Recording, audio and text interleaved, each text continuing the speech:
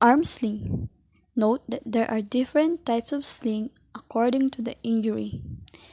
First, we need to support the injury. Then, pass the triangular bandage under arm.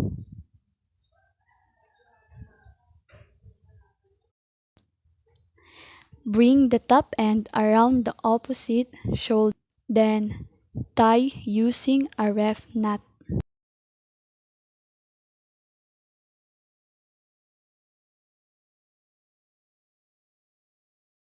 Last, twist and tuck the corner until it fits.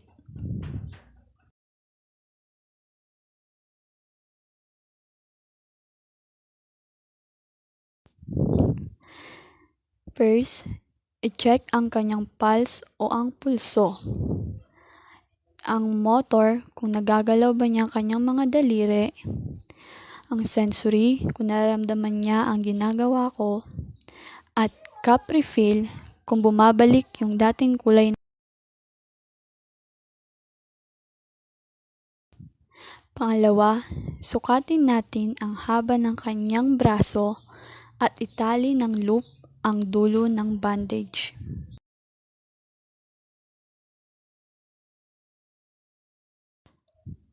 Put the triangular bandage under arm.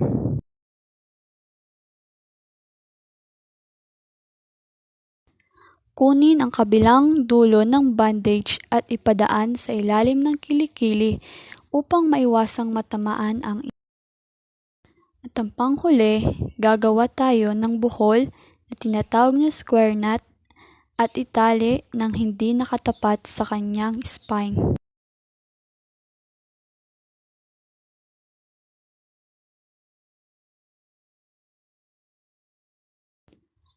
Ang panghuli naman ay ang using the triangular bandage, fold the narrow bandage through the chin and on the top of the head, cross to the left.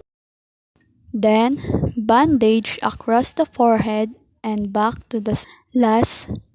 Tie a knot to the crossing on the other side and tuck any loose ends.